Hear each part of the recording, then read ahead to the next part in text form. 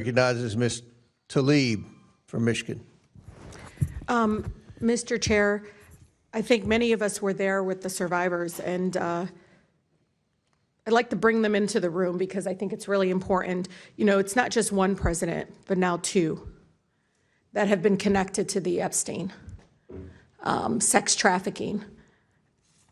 One of them even testified about walking into the house, the butler opening the door, there's administrative assistant, having no idea she was walking into a horrific scheme that was sending young girls to the powerful, to the rich, the elected officials. And one of the first pictures she said she saw was of Clinton with his arms around Epstein. She saw another one of Trump with Epstein. And I just remember her almost trying to convince us, like, understand that I had no idea, as if somehow she was guilty. Do you all remember that? Yeah.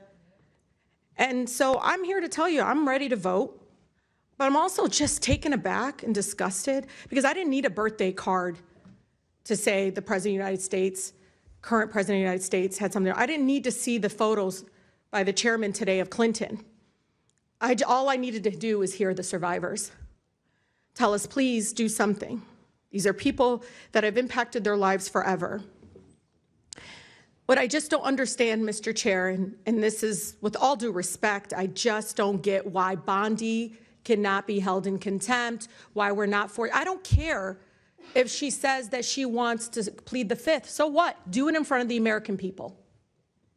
Same thing with Maxwell. She's telling the committee she's going to plead the fifth. Fine. Have her come before this committee to do it in front of the American people. The fact of the matter is, are you saying that if anybody wants to plead the fifth, they don't have to be forced to come before this committee? That doesn't make any sense. What excuse is that? That doesn't make any sense. The fact that I continue to tell you all, what is the most consistent thing survivors have asked us to do? Follow the money. How come we haven't forced JP Morgan Chase before this committee? How come we haven't allowed Bank of America to come before this committee? Mr. Chair, it is so disgusting. And this is why everybody's so distracted by this whole thing of like, oh, you know, the Clintons, Trump and everything. But who was funding it? Literally, JP Morgan turned a blind eye to evidence of sex trafficking even after his 2008 conviction. Hear me out. After he was convicted, they still hid suspicious activity reports that should have been reported. You know, you see the fact that continuing them saying, well, in 2028, agreed to pay what, $290 million to settle a lawsuit? I don't care. You come here, and because it's the truth, y'all. You guys got to realize Epstein's not the last person. There's probably another Epstein out there right now doing sex trafficking right now. We should hold everybody in contempt that had anything to do to cover this up, including bank executives that still have their jobs. The fact of the matter is, we know what this is. You want to talk about Bill Clinton, Hillary Clinton, but talk about everybody involved. Because it does look like you're only doing this to distract everyone when we know not one, but two presidents were involved. And those young ladies shaking when they were testifying in front of them because they didn't know if they could trust us. Some of them literally said, we had no idea what we were walking into. But they were connected to the rich. They were connected to the presidents. You heard them say that over and over again. But one of the things they continue to say is follow the money. Because, Mr. Chair, Bill Clinton, Donald Trump, JP Morgan, all these people, they will not be the last folks that allowed a sex trafficker to harm young women, children. And so we have to set a very good precedent that we will not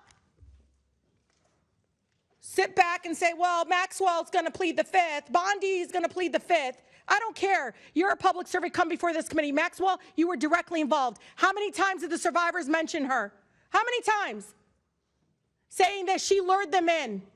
She was primarily involved. And Mr. Chair, you and I had conversations. And you said, give us names. They gave us names. And you know it. So why are y'all focused only on them? And let me tell you, you know where I stand. I will hold anybody in contempt that will not give us information. I don't care how many lawyers they bounce up on us.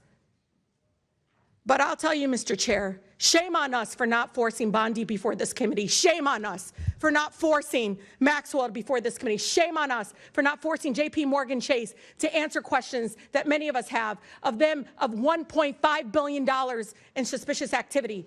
Because somebody had to fund this madness, this horrific actions by these men. With that, Mr. Chair, I yield. And Ms. Tlaib, if I may respond to some of that before I recognize Ms. Bobert's next. Okay. I believe with all my heart you are as sincere as anyone on this committee about wanting to get answers about the truth. And I believe your heart is pure. Maxwell is coming in front of this committee.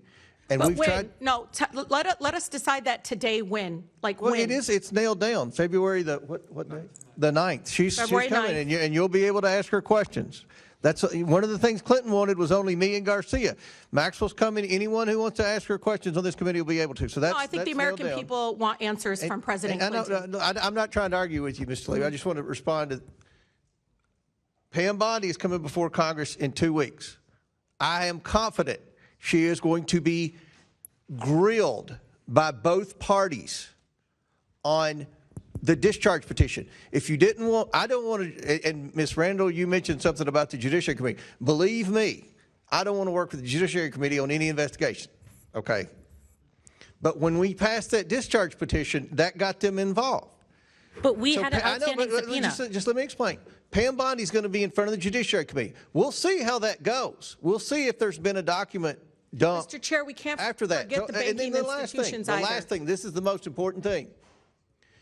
Months ago, I approached Ms. Tlaib, Ms. Lee, and Ms. Stansberry, and I said, please, if you all get a chance, and I know you all are all sincere, try to get some names from these women, and we will continue to try to get documents. Mr. Chair, the estate. If I didn't Mr. want Chair, to know let's that, follow if we the didn't money. want to, Let's Ms. bring Tlaib, these bank Ms. Tlaib, you're out of executives. order. I'm just we want to hold everyone accountable.